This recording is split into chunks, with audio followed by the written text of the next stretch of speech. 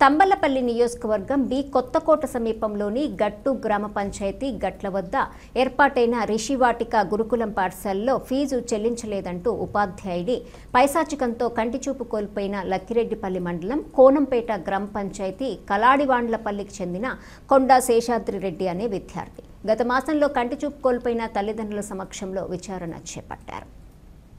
విచారణలో భాగంగా విద్యార్థి శేషాద్రి రెడ్డి సిఐ రాజారెడ్డికి వివరిస్తూ వేదవ్యాస్ భారతి ట్రస్ట్ ఆధ్వర్యంలో నడిచే రిషి వాటిక గురుకులంలో బోధనేతర సిబ్బందిగా పనిచేస్తున్న ఆర్ వెంకటేష్ అనే వ్యక్తి శేషాద్రి రెడ్డి అనే విద్యార్థి తండ్రి అమర్నాథ్ రెడ్డికి ఫోన్ ద్వారా 1 లక్ష ఫీజు చెల్లించాలంటూ ముందుగా తెలియజేశారు.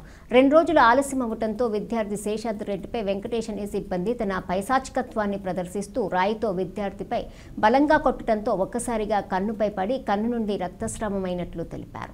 ఉన్నట్టుండి శేషాద్రి రెడ్డి అనే విద్యార్థి స్పృహ తప్పి పడిపోవడంతో పాఠశాల సిబ్బంది గుట్టుచప్పుడు కాకుండా సొంత వైద్యం చేయడంతో కుడి కన్నులోని రెటీనా పూర్తిగా జారిపోయి దెబ్బతిన్నట్లు గమనించి తండ్రి అమర్నాథ్ రెడ్డికి ఫోన్ ద్వారా సమాచారం అందించారన్నారు.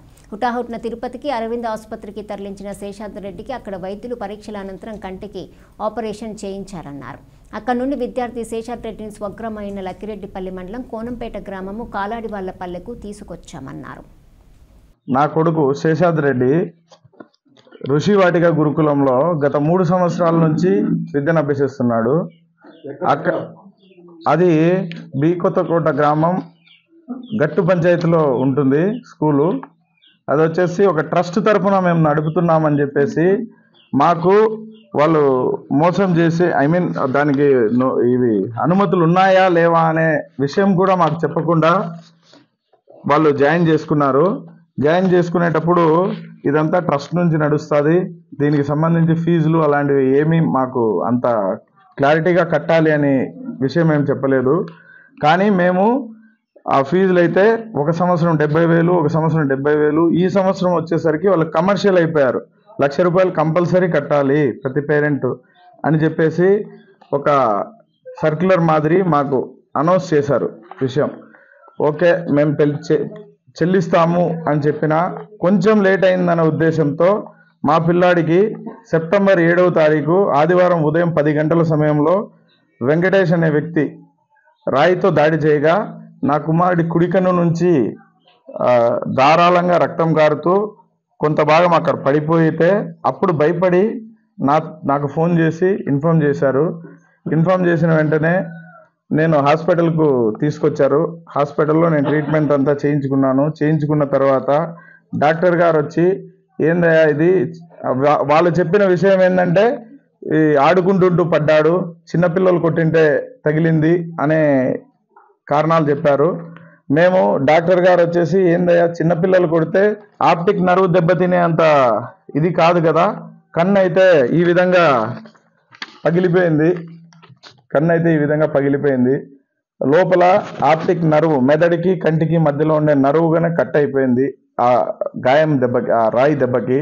సో ఇంత పెద్ద దెబ్బని చిన్నవాడు కొట్టే సమస్య లేదు అని చెప్పి ఒక డాక్టర్ గారు చెప్పడంతో నేను ఏమైంది అని చెప్పి నా బిడ్డని అడిగితే నా బిడ్డ 9వ తారీఖు వరకు నాకు ఏ విషయం చెప్పలేదు. 9వ తారీఖు ఇంకా ఆ స్కూల్ వద్దు ఏమొద్దు, నువ్వు రా నాన్న ఇంటి దగ్గర ఉండు అన్న ఆ తరుణంలో నా బాబు చెప్పాడు, నన్ను వెంకటేశ్వని కొట్టాడు, ఏమైనా చెప్తే నన్ను చంపేస్తాను, స్కూల్లోకి వచ్చిన తర్వాత మీ మీదగానే దాడి చేస్తాను అనే ఉద్దేశంతో చెప్పాడు నాన్న అని చెప్పి నాకు నా బాబు 9వ తారీఖు డిశ్చార్జ్ అయిపోయిన తర్వాత చెప్పాడు.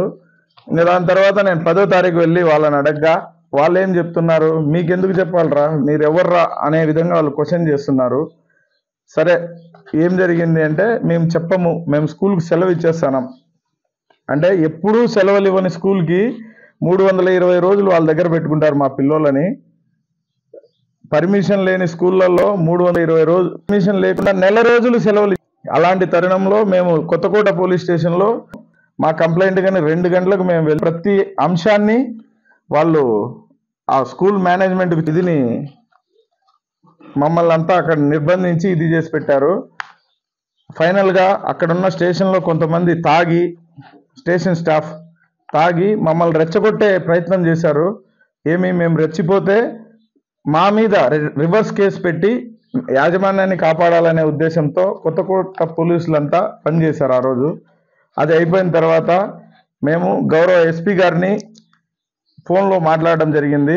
మాట్లాడితే ఎస్పీ గారు చెప్పే మాట ఏంటంటే, జాయిన్ అయిన మొదటి రోజు జిల్లాకి కొత్త ఎస్పీ గారు వచ్చారు, మాకు న్యాయం జరుగుతుంది అనుకున్న తరుణంలో మొదటి రోజు ఎస్పీ గారు చెప్పే మాట ఏంటంటే, బాబు ఆడుకుంటూ పడ్డాడంట, పడి తగిలిందంట.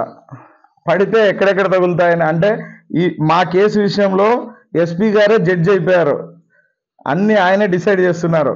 ఆడుకుంటూ పడ్డాడు, పిల్లోళ్ళు కొడితే తగిలింది, ఇలాంటి స్టేట్మెంట్లు ఒక జిల్లా స్థాయి అధికారే ఇస్తే మాలాంటి న్యాయం ఎక్కడ జరుగుతుంది? వీటన్నిటికీ కారణం డిఎస్పీ మహేంద్ర గారు, మదనపల్లి డిఎస్పీ మహేంద్ర గారు. వాళ్ళకి ఇమ్మీడియట్గా సో ఇదండి అని చెప్పి వాళ్ళను బ్రెయిన్ వాష్ చేస్తున్నాడు ఆయన. జరిగిన విషయం తగిలి ఇదే అవుతే చిన్న పిల్లాడు చిన్న రాయితో కొడితే జరిగింది అనే స్టేట్మెంట్లు ఇప్పిస్తున్నారు వాళ్ళు. ఓట్సం పెట్టారు, ఒక మంచి సంస్కారవంతుల్ని తయారు చేయాలనే ఉద్దేశంతో వాళ్ళు పెట్టారు. అలాంటి దాంట్లో నా బిడ్డని అందరిని చేసేసి ఇప్పుడు ఇంకొక బిడ్డను వాని జీవితాన్ని కానీ నాశనం చేయాలని చెప్పి ఆ యాజమాన్యం ప్రయత్నిస్తుంటే అలాంటి యాజమాన్యానికి కొమ్ము కాస్తుంది అధికారులు. అలాంటి యాజమాన్యానికి కొమ్ము కాస్తున్నారు. ఇప్పటికి 24 రోజులు కంప్లైంట్ ఇచ్చి అవుతుంది, వాళ్ళ మీద అసలు యాక్షనే లేదు. దాంట్లో ఏంటంటే సెంట్రల్ నుంచి ఒక కమిషను మమ్మల్ని పిలిపించి ఒక అక్యూజ్డ్ని మాతో కూర్చోబెట్టి మాట్లాడిస్తున్నారు మదనపల్లి ఆర్డీఓ సబ్ కలెక్టర్ గారు. ఇంకేం న్యాయం జరుగుతుంది మాకు? కలెక్టర్ గారు మేము 10 సార్లు ఈ విషయమై ఫోన్ చేస్తే ఒక్కసారిగానే సమాధానం లేదు, అసలు ఫోన్ ఆన్సర్ చేయరు. ఏమైందని చెప్పి మేము డైరెక్ట్గా వెళ్ళి అడిగితే మాకు 7 days టైం ఇచ్చాము ఆర్డీఓ గారికి రిపోర్ట్ కోసం. 7 days అయింది. ఇప్పుడు వాళ్ళకు వచ్చిన ఎంక్వైరీ రిపోర్ట్ 10 days అయింది. 10 days అయింది. 7 days ఆయన దృష్టిలో అయిందో లేదో అయితే మాకు తెలియదు. అంటే మాకు సమయం ఇచ్చే ఇది కానీ గౌరవ కలెక్టర్ గారికి లేనట్టుంది బహుశా.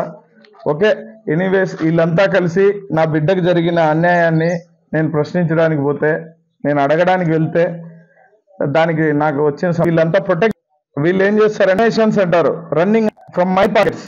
ఓకే, మనతో చేస్తున్నా కానీ వీళ్ళు మేము డొనేట్ చేసి బయట నుంచి ఇది చేసి నాకు అనుమానాలు ఉన్నాయి వీటన్నిటిని ట్రస్ట్ మీద. తర్వాత ఇప్పుడు స్కూల్ యొక్క యాజమాన్యానికి పర్మిషన్స్ లేవు అని చెప్పి ఇది ఇచ్చారు. ఇలాంటి స్కూల్ను సీజ్ చేయకుండా కలెక్టర్ గారు ఎంక్వైరీస్ వేస్తున్నాము. ఇలాంటి సంఘటన ఇంకొక పిల్లకి జరగకూడదు ఆ స్కూల్లో అని చెప్పి నేను మీడియా మిత్రులు, ఎస్పీ గారు ఈ విషయంలో నా బిడ్డకి న్యాయం చేయాలంటే అక్యూజ్ని ఫస్ట్ మీరు ఖచ్చితంగా ఈ కేసులోకి తీసుకురావాలి. నేను స్కూల్ను నమ్మి నేను స్కూల్లో జాయిన్ చేస్తాం. అది డే స్కూల్ కాదండి, 320 రోజులు వాళ్ళ దగ్గర ఉండే స్కూల్ అది. మేము 15 daysకి ఒకసారి కాల్ ఉంటుంది వీళ్ళకి.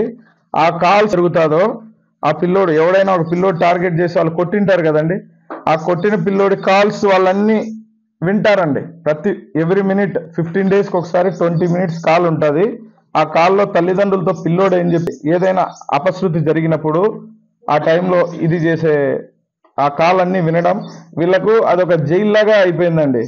గత 2 సంవత్సరాలు అప్పుడైతే కొంచెం విలువలు అక్కడ ఫండింగ్ కోసమే దాన్ని నడుపుతున్న యాజమాన్యం నుంచి కనీస పరామర్శ లేదండి. మాకు పరామర్శ లేకుండా బెదిరింపులు ఉన్నాయండి. 19